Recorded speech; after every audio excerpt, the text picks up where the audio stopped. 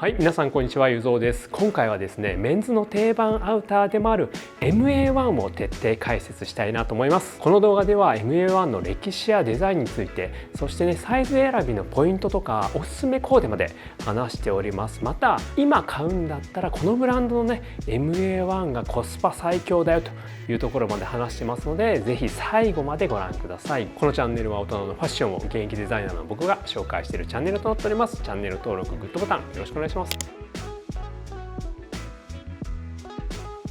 ではまずはですね MA1 の歴史について少しお話ししていきたいなと思うんですが、 MA1 は1950年代にアメリカ空軍がパイロットのために開発したフライトジャケットになっております。MA1 のベースになったのが B15 というシリーズで、それがこちらにあるものなんですが、このようなデザインのジャケットですね。この B15 はですね、大きなムートンの襟が特徴なんですけど、これがですね、パイロットが装備するヘルメットだったり酸素マスクなどの装備にね干渉するということで、これを取り除いてリブの襟にしたものが、MA1 の原型だと言われております。初期のデザインはフラップのない玉打ちポケットになっていたり、コードを通すループがついていたり、タブがねついているのが特徴かなという感じですね。1960年代になると裏側がレスキューオレンジのリバーシブル仕様になったりとか、あとはねポケットにフラップがついたりと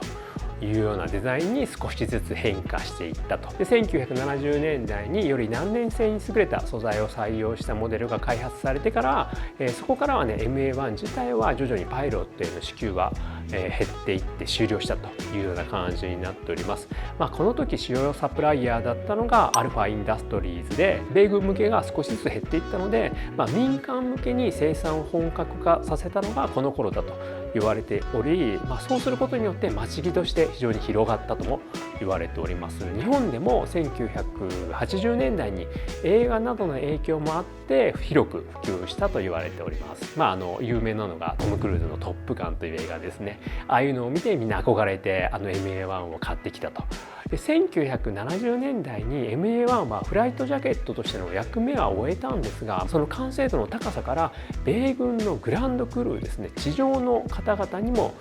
その後も採用されたというような感じらしいですね。今回はですね、その1980年代のグランドクルーの MA1 のモデルをですね、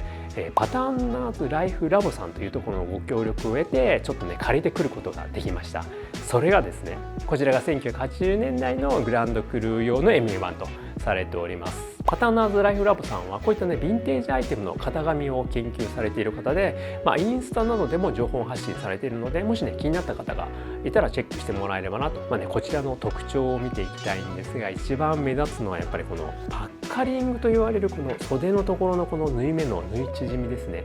これがすごい目立ちますよね。特にこの袖のところと、あとはね巻きのところ、巻き縫いと言われるね縫製仕様になっているところがすごくこうパッカリングが縫い縮まっているというような感じですね。これがやっぱすごい特徴で、やっぱナイロン素材、この素材のねナイロン素材の光沢感と相まってすごいねコントラストがあってかっこいいんじゃないのかなという感じですね。あと形の特徴としてはですね、やっぱ袖がめちゃくちゃ太くなってますね。やっぱり袖すごい太いんだけど、袖山も高くて、袖の形状としてはねこう前に振ってるような形になって、ジャケットに近いような袖になっております。あとフロントはフラップ付きのポケットになっていたり、あとポイントとしては袖口と裾がリブになっているんですが、外気が入ってこないように極端に絞られているというようなのも特徴ですね。結構袖口もキュッと入ってて、もうヴィンテージのアイテムなんで、かなり古い40年ぐらい前のアイテムなんで、もうボロボロには袖口はなってるんですけど、かなりね袖口も細くて裾もこうキュッと入ってますよね。これがやっぱり MA1 の特徴かなという感じですね。あと肩についてはですね、見てもらったら分かるんですけど、結構怒り型というかかなりこういう形になっております。これが MA1 の特徴かなというような感じですね。で変わりまして、こちらが現行タイプのアルファの MA1L サイズになっております。特徴としては一緒ですね。袖の太さだったりとか、あとは袖口とか裾がね結構リブでギュッと極端に絞ってるというのが一緒になってます。であとはさっき見たパッカリングについてはまだ現行タイプもこういう風にパッカリングが入ってるんですけど、やっぱりヴィンテージのものと比べてパッカリングが少しなんかおとなしいという感じですね。多分今の縫製技術でいうとこういったパッカリングも全然入れれずに縫えると思うんですけど、多分昔のものがねそうやって入ってたんで、この今のタイプもこうやってねわざとある程度残すようなデザインになっているんじゃないのかなと。これらのパターンの特徴を踏まえて体型別のサイズ選びのポイントは、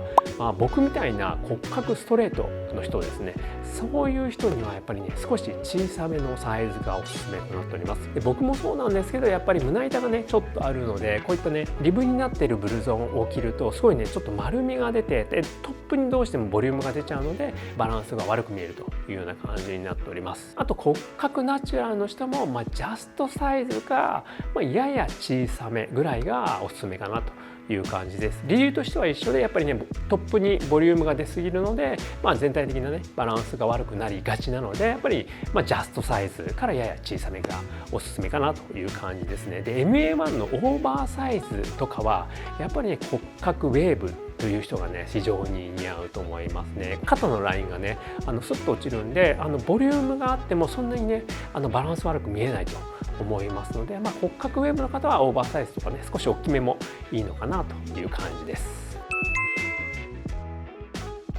日本でこの MA1 を展開しているミリタリーブランドといえば、先ほど出てきたアルファインダストリーズと、あとねアミレックスというのが有名かなと思います。どちらも米軍にフライトジャケットを納入してた歴史あるメーカーさんなんですが、日本ではアルファはもともとエドウィンさんがライセンス契約をして販売してたんですが、今年25年からですね TSI ホールディングスが独占販売契約をしているみたいですね。で今年僕 MA1 買ったんですけど、それの MA1 はですねアルファでもアビレックスでもないブランドなんですが、さっきエドウィンさんがですね今年からアルフ